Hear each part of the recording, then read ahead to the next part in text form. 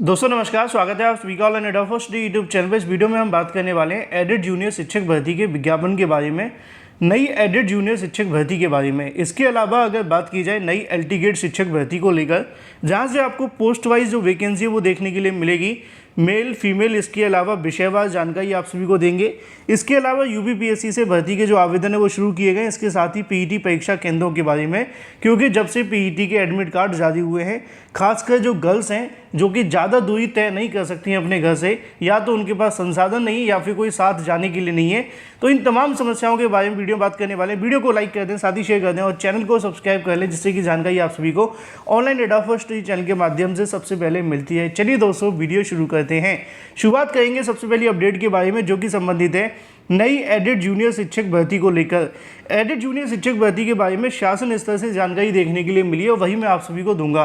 आप जानते हैं कि हाल ही में 1894 पदों के लिए भर्ती का जो परिणाम है वो जारी किया गया था। जब ये 1894 पदों का परिणाम जारी हुआ, इसके अंदर 42,000 अभ्यर्थी पास हो गए। अब ये 42,000 अभ्यर्थियों की मांग ये थी कि इसके अंदर जो 5,000 सीटों की जानकारी मिला करती थी एडेड जूनियर के अंदर, लगभग 2 साल पहले 5,000 पद खाली थे। उसके बाद रिटायरमेंट भी हुए और भी तमाम चीज़ें देखने के लिए मिली। कोई नई भर्ती तो हुई नहीं, तो पदों की संख्या वहाँ पर और भी बढ़ गई। छात्रों ने मांग की कि एडेड जूनियर के अंदर जो पद हैं वो जोड़ दिया जाए। हाल ही में शासन की ओर से एक आदेश जारी करते हुए रिक्त पदों की जानकारी भी मांगी गई थी 24/9/2022 को, और इसके बारे में कल मैंने आपको बताया था पूरा डाटा मिल चुका है। और आज मैंने आप सभी को यह भी बता दिया था कि शासन के माध्यम से डाटा मांगा गया था वो सिर्फ 1894 पदों के लिए ही देखने के लिए मिला। मतलब शासन की ओर से एडेड जूनियर शिक्षक भर्ती जो वर्तमान में चल रही है उसमें इन पदों को नहीं जोड़ा जाएगा।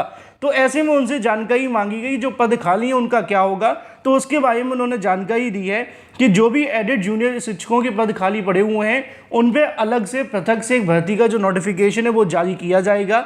मतलब साफ है कि शासन की ओर से एडेड जूनियर शिक्षक भर्ती के लिए जो 1894 पदों भर्ती निकाली गई थी उसकी चयन सूची 1894 पर ही जारी होगी।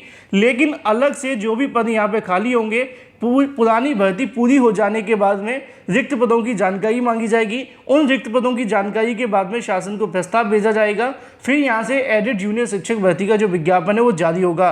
तो ये बात पूरे तरीके से साफ हो चुकी है कि नई एडेड जूनियर शिक्षक भर्ती आपको देखने के लिए मिलेगी। हालांकि इसके लिए आपको इंतजार करना पड़ेगा, पहले पुरानी भर्ती पूरी होगी, फिर उसके बाद नया प्रोसेस शुरू होगा।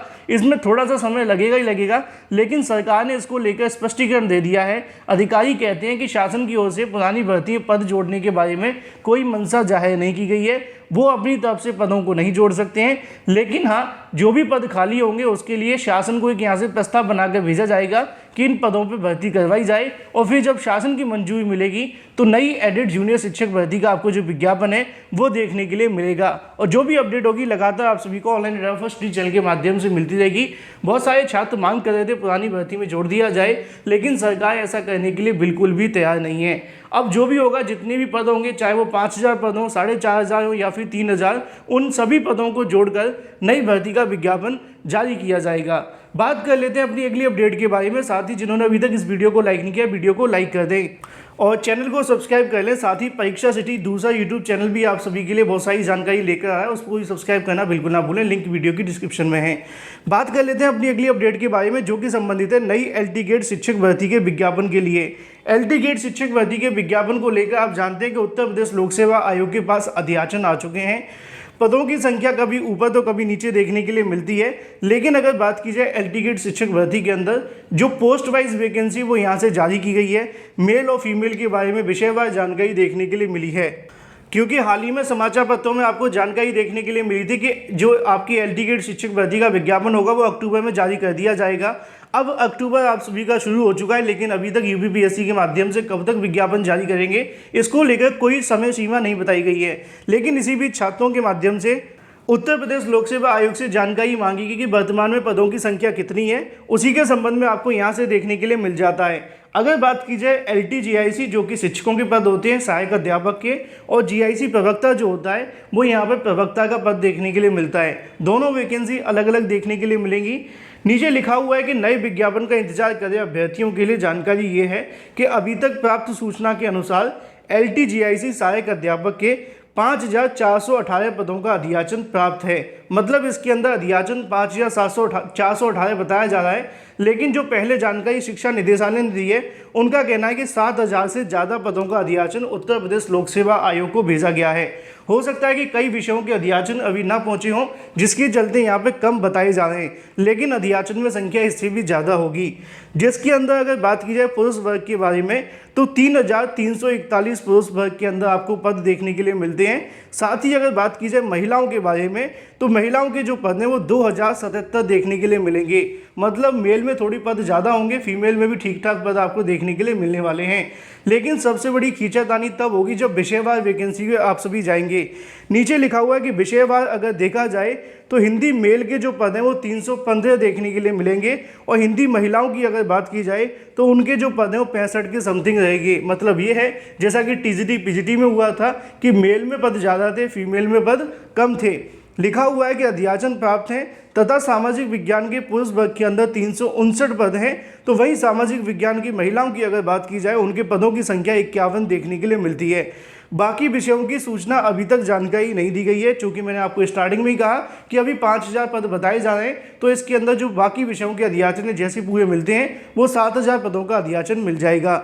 जहाँ तक अगर बात की जाए जीआईसी प्रवक्ता के नए विज्ञापन की पदों की संख्या को देखा जाए तो 400 पदों का अध्याचन मिला है, जिसमें से 280 जो पद हैं वो देखने के लिए मिलते हैं महिलाओं के, और 102 पद आप सभी के सामने महिलाओं के और 280 पुरुष के देखने के लिए मिलते हैं। अगर इनका मूल्यांकन किया जाए तो इतने कम पदों पर भर्ती का विज्ञापन जारी होना कहीं ना कहीं छात्रों के साथ नुकसान होगा।